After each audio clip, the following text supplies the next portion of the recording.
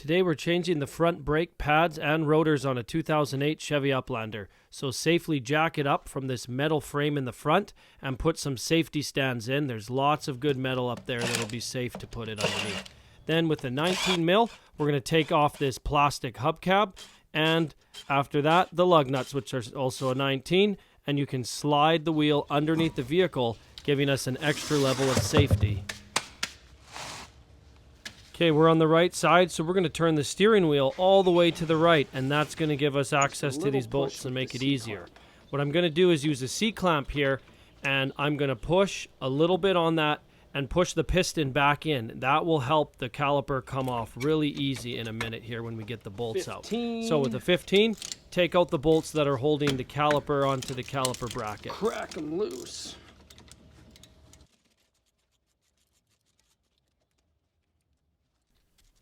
I've got many more videos like this, guys, to come, so if you're interested in that, please consider subscribing. Okay, there's the top. It's got the rubber on it.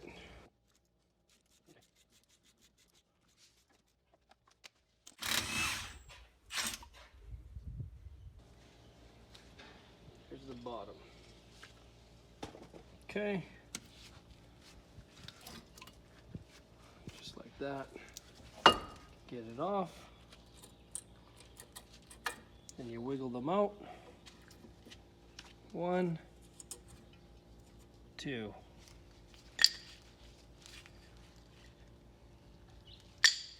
Okay, then check your brake fluid reservoir and make sure there's enough space in there to be able to push these pistons back in. Otherwise, you'll overflow your reservoir. You might have to suck out a little bit of fluid from your reservoir if you've got it right full. So you can use a C-clamp for this, or you can use this brake tool that's made for it. Either one is fine. So just put your old pad back in, and that way you can push the piston back in, and it's your old pad, so you don't care about wrecking it.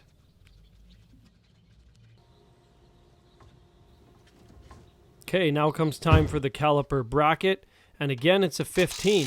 So here I'm using the gun, and then for the top one, because of the bolt in the way, I needed an extension to sneak in there. But you can do this all by hand as well.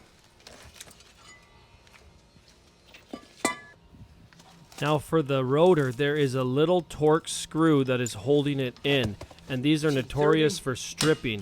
So I love this impact driver tool. It saves your butt so many times on many jobs. So I'm using that so I won't strip this out. You can often get it out without this tool, but I'll leave a link in the description if you want to check it out. So this came off pretty easy. Nice. But if not, use that ball peen side of the hammer, the rounded side, and hit all around the rotor in the places between the studs, and it should eventually pop off. I'm going to now clean it up, clean up the rust of the hub here, and put some anti-seize on it so that the next time it should just pop off again, and it'll be easy for the next mechanic, which is probably going to be me. I got my rotor machined, got it all cleaned up.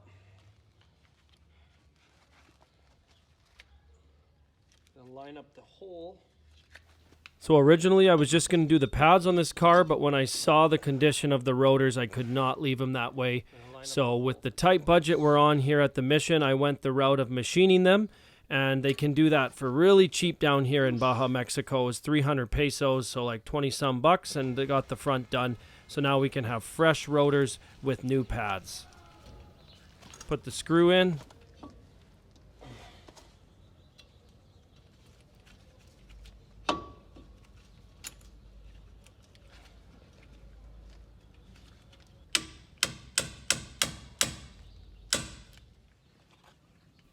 Okay, caliper bracket, back how it was.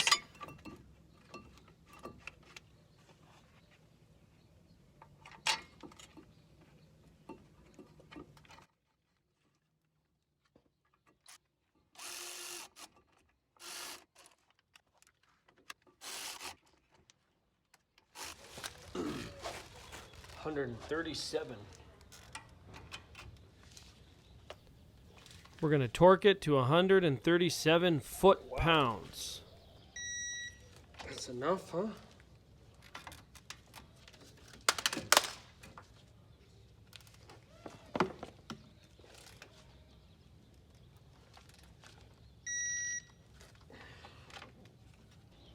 one set here and one set there. So on this set of brake pads, they come with 2 squealers. So you want to have a squealer on each side, and that goes on the inside. So the inside pad should have the little metal tab sticking up there. And that's what alerts you that your brake pads have worn out. It rubs on the rotor and makes that nasty noise. So I put a little grease on all the surfaces that will be running on the metal, not on the front of the pad that touches the rotor. You don't want any grease on that side, but on the back and on the part that goes in the pad holders. Just like that. Here's one more view for the beginners of how they go into place. Pretty straightforward.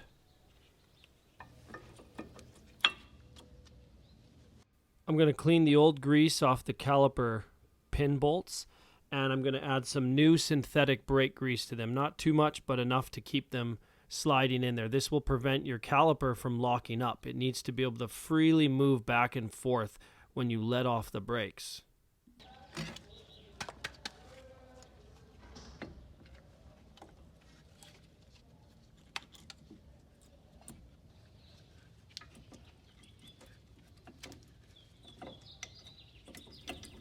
Now you want to make sure that the rubber is straight when you put your caliper on and you didn't fold them over, because the pins need to go through the center of that rubber and all the way in. So you kind of have to help guide them sometimes so they don't get pinched.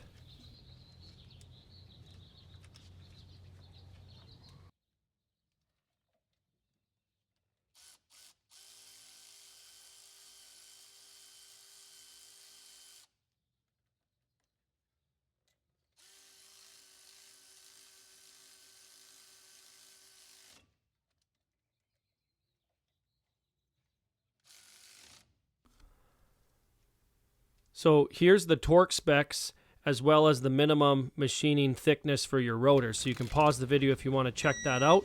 But now our pins, we're going to torque them to 40 foot-pounds, and that does it for the brake side here. You can put the wheel back on.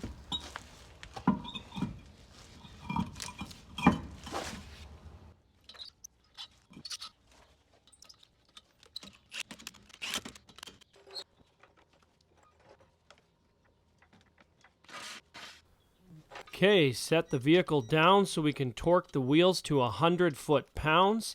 After that, you can put the plastic covers back on. Make sure you line up your tire valve with the slot in the hubcap. It does go on only one way. An important last step is to slowly press on your brake pedal and press out those pistons so your brakes get tight before you put it in reverse and drive away. So after that, check your brake fluid level one more time. Make sure you're full and you are ready to go for a test drive and to do some hard braking to set the pads into place. Please consider subscribing, and thanks for watching.